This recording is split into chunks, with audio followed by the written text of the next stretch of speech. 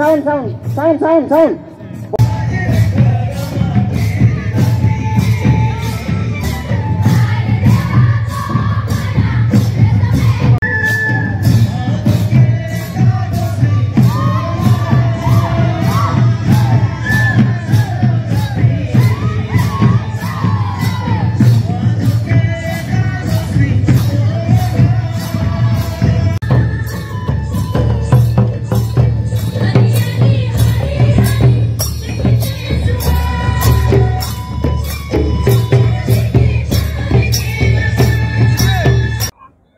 আমাৰ চাহ জনগোষ্ঠীৰ বাবে তানে গোটেই অসমত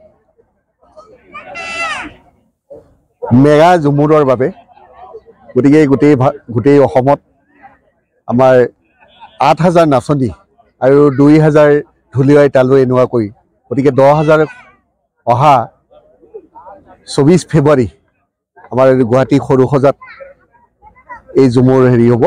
গতিকে তাত আমাৰ দেশৰ প্ৰধানমন্ত্ৰী আমাৰ সকলোৰে শ্ৰদ্ধাৰ নৰেন্দ্ৰ মোদী ডাঙৰীয়া তাত উপস্থিত থাকিব আৰু আমাৰ অসমৰ জনপ্ৰিয় মুখ্যমন্ত্ৰী হেমন্ত বিশ্ব শৰ্মা ডাঙৰীয়া তাত উপস্থিত থাকিব। গতিকে আমাৰ চাহ জনগোষ্ঠীৰ বাবে এটা বিশেষ তানে অসম আৰু ভাৰত চৰকাৰে লৈছে। গতিকে চাহ জনগোষ্ঠী ৰাইজক আগবঢ়াই নিয়াৰ কাৰণে বিভিন্ন প্ৰচেষ্টা চলাইছে। গতিকে ঝুমুৰৰ যোগেদি আমাৰ জনগোষ্ঠীৰ যাতে আগবাঢ়িব তাকে আমি আশা ৰাখিছোঁ। গতিকে আমি দেশৰ প্ৰধানমন্ত্ৰী আৰু অসমৰ মুখ্যমন্ত্ৰীক বহুত আমি ধন্যবাদ জনাইছোঁ যাতে আমাৰ চাহ জনগোষ্ঠীৰ ৰাইজৰ বাবে যথেষ্ট তেওঁ কৰিছে। ধন্যবাদ। নিশ্চয় আমাৰ ডিমৰীয়াৰ আজি বিশেষকৈ কামৰূপ মহানগৰৰ পৰা আমাৰ ২০০জন তানে আমাৰ প্ৰশিক্ষণ প্ৰাৰ্থী তানে যোগদান কৰিছিল। তাৰে তানে আমি এই 64জন তানে আমি ইয়াৰ পৰা বাছনি কৰিব লাগিব আৰু বাছনি কৰি তেওঁলোকক আমি পঠিয়াব লাগিব।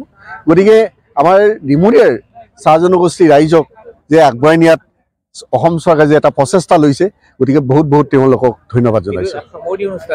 আজি নিশ্চয় সামৰণি আমাৰ তানে ২২ তাৰিখৰ পৰা আৰম্ভ হৈছিল। গতিকে ২২, ২৩, ২৪, ২৫ আজি সামৰণি। গতিকে এই ২৫ তাৰিখে আমাৰ ইয়াতে সামৰণি হৈছে। কিন্তু ইয়াৰ পিছত জিলা পৰ্যায়ত আৰু এটা হ'ব, হয়তো মৰিগাঁও, কামৰূপ মেট্ৰ' আৰু ৰেলৰ ৩টা জিলাই মিলাই আকৌ ধৰা এটা প্ৰশিক্ষণ হ'ব। গতিকে অহা ২০, ২১ আৰু ২২, ২৩ ফেব্ৰুৱাৰীত এইটো বোধহয় সৰুসজাত আকৌ তেওঁলোকক গোটেইখিনি অসমক লৈ টানে আকৌ এটা প্ৰশিক্ষণ তেওঁলোকক দিব টানে।